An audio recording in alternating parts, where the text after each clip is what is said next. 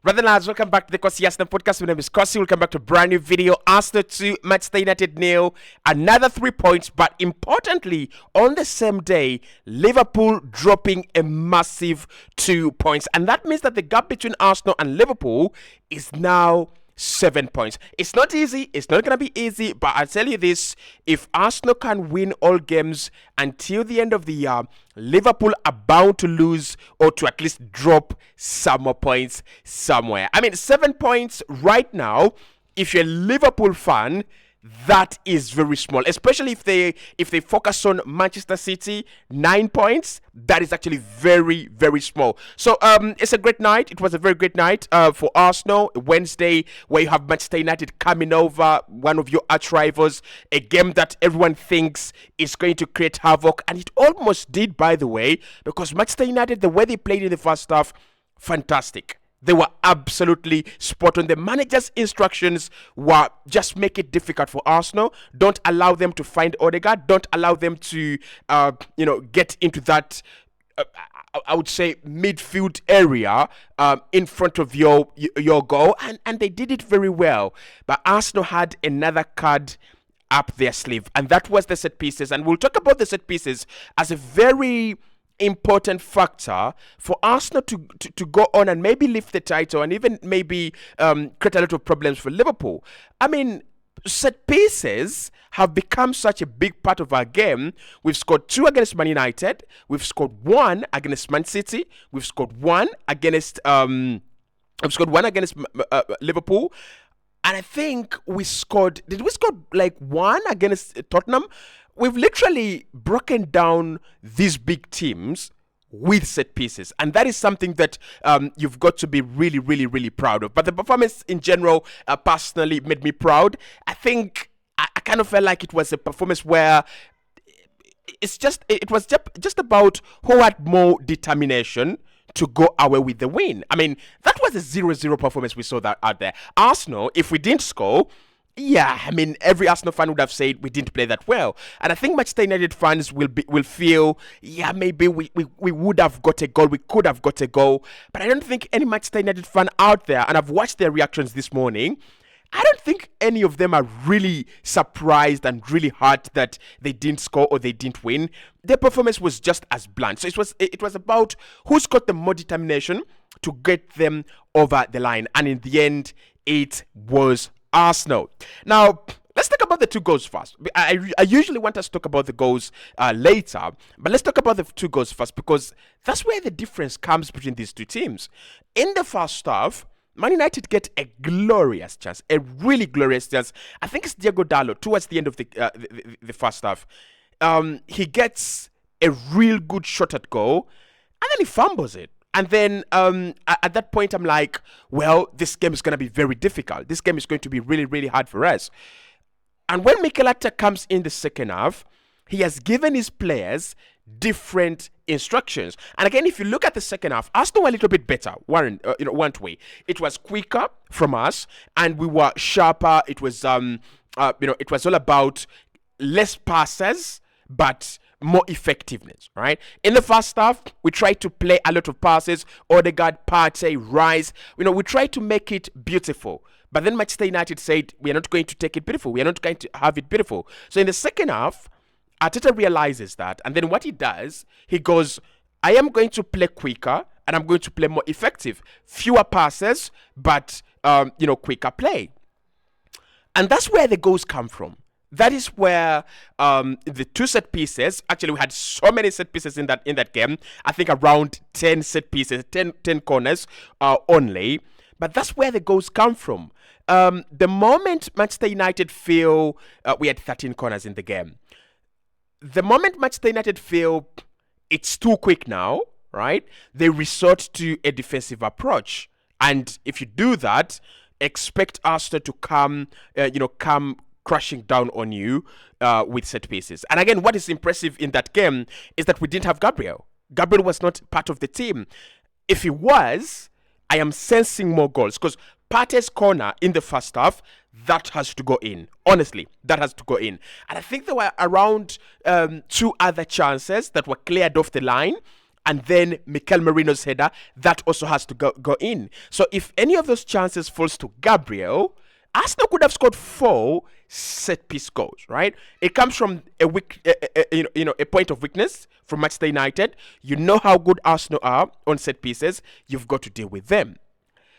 Let's talk about the first one, because the first one is a typical Arsenal goal.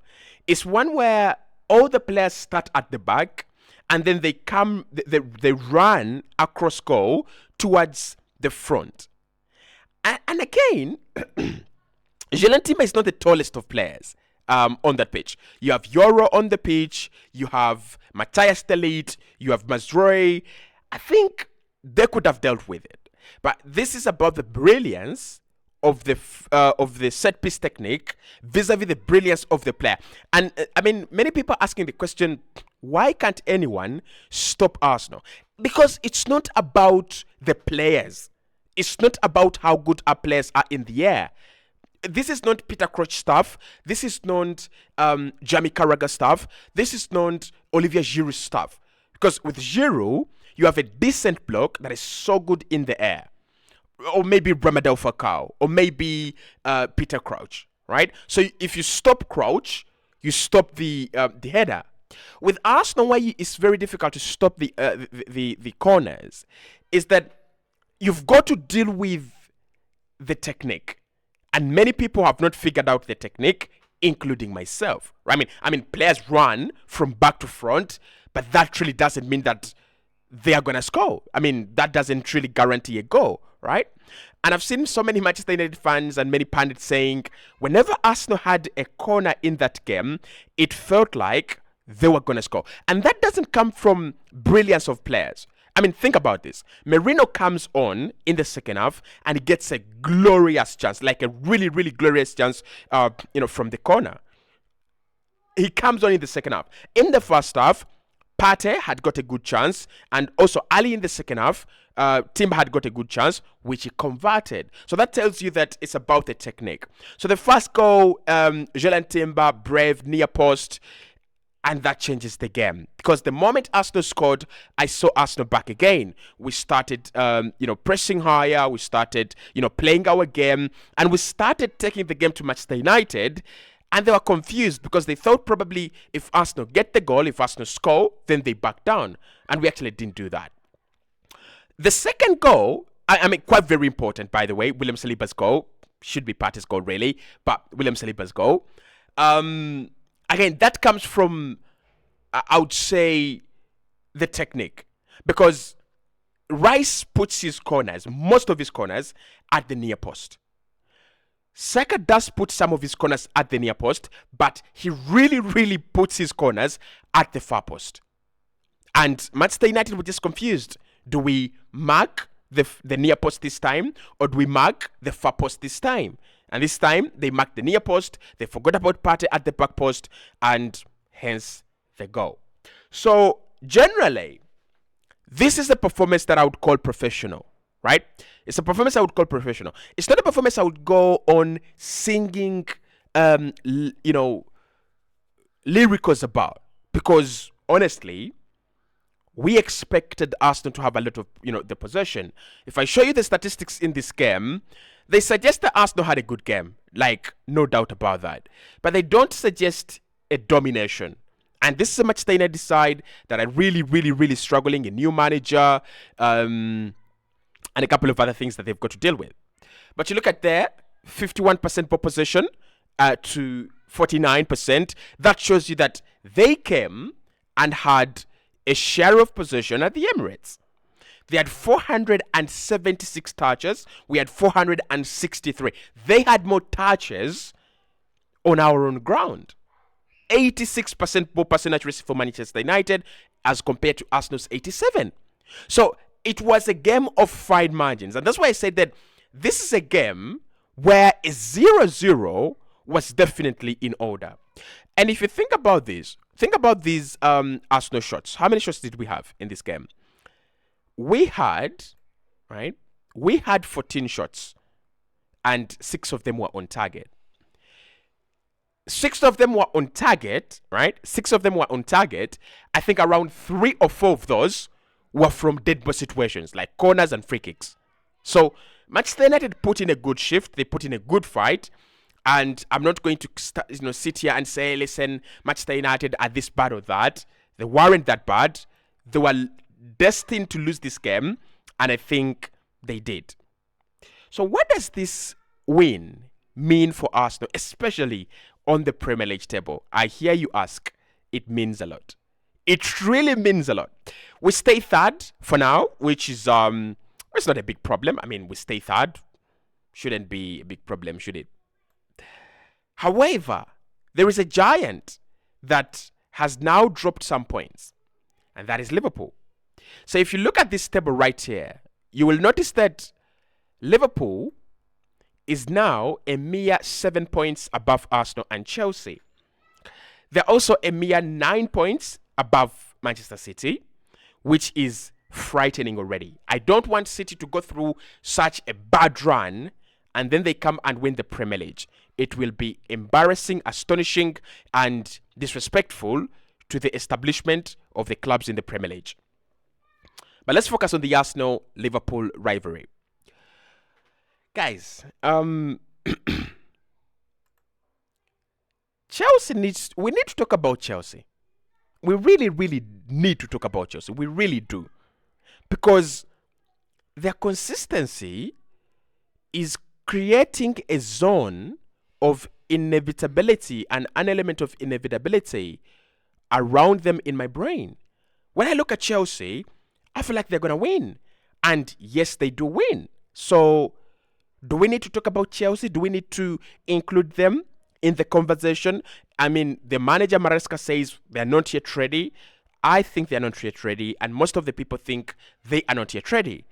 But what does it mean to be ready when you're 7 points below table leaders on Christmas, and the table leaders have not played Tottenham, and they have not played the Merseyside derby, and there is a whole lot of second round games to come.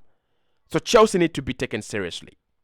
But in terms of Arsenal, this is a massive result. Like, this is the kind of result you want to get you closer to the table leaders. And it did. It really did. Because with 14 games, we have now 5 games to the end of the campaign. And that will be Fulham. That will be Ipswich. That will be, I think, Brentford as well. We've not played Brentford. I hope I hope they're kind. 5 games to the end of the first round, right? 5 games to the end of the first round. All games are going to be played in this month. All the games are going to be played in this month, in December. And Liverpool have lost Konate, and there is an element of shake the mango tree. I'm not saying it's shaking. I'm saying there is an element of shake.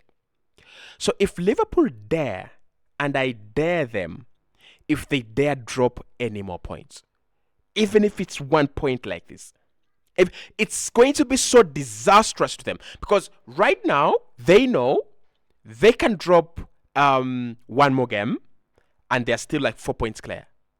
But the problem with Liverpool is now is this: if they drop another point, right, or another 2 points, then Chelsea and Arsenal within reach of 4 points. That's where the problems are going to come from, right? That's where the real issues are going to come from. So this was a massive evening, a massive night for Arsenal. You win against your arch rivals, 2-0, clean sheet. Yes, you don't go back to second because of the goal difference. Chelsea scored 4 more on the evening than we did, which is not a problem. I mean, 2 more, which is not a problem because I know we can do a job against Chelsea. Like, we can do a job. If it came down to Arsenal-Chelsea, we can do a job against Chelsea. Now, for Liverpool, what Arsenal have to do is to keep winning. And we have already seen that from last season, that Arsenal can go 10 games with only green. Just win. That's what we need to do. We've won 4 in a row. Our next fixture is Fulham. Then our next fixture is Monaco. Do not be afraid of Monaco. They are a dead team. I'm not saying that Arsenal should not be well prepared. What I'm saying is that do not dare do not even think about them. Like, just don't think about them. We will do a job against them. So our next two games are Fulham away, Monaco at home, Everton at home. Then we shall play Crystal Palace in the quarterfinals of the EFL Cup. And that's quite interesting. That's quite very interesting. And then shall play Crystal Palace again, and then Ipswich, Brentford. So when you think about these fixtures, Brentford should be a win, Ipswich should be a win, Palace should be a win, Everton should be a win, and Fulham should be a win as well. If you compare that to the games that are coming up for Liverpool, the last 5 games of the first round, they have Everton as well. And the reason as to why I think Arsenal and Liverpool must take the Everton fixture differently. Everton have nothing on Arsenal. I mean, they do pick up some points against us at times, and we never win at the Goodson Park most of the time. But it's a Merseyside derby. And remember, it was the Merseyside derby last season that started the paper cracks in that Jurgen Klopp side. So, use that information the way you want, but it feels like we are cruising and we are back and it is starting to pay off, right? It is starting to pay off. Bear in mind that Manchester City are also winning now. They beat Nottingham Forest, right? So City, Chelsea are there. But I think at the moment, it is between Arsenal and Liverpool, right? It's between Arsenal and Liverpool. If Liverpool drop 2 more points from 2 more games, that's a total of 4 points. Arsenal will be, 3 points within reach. That's where the real title race is going to begin. And of course, I even don't care, because we could go into the second leg and I could count on City beating Liverpool or getting a point against them. And then I could count on Arsenal beating Liverpool at the Emirates. And then I could count on Chelsea doing a job on Liverpool. They're just living dangerously, like really, really dangerously, right? I don't want to be in their position. I would rather be chasing rather than being chased. Because chasing, the focus you need to have, you don't win, it's over. But if you're being chased, there's a lot of pressure there. There's a lot of panic there, right? Anyway, let me know what you thought of the game. It was boring. It was. There's no question about that. But it's a huge win, a huge 3 points, and and a clean sheet as well.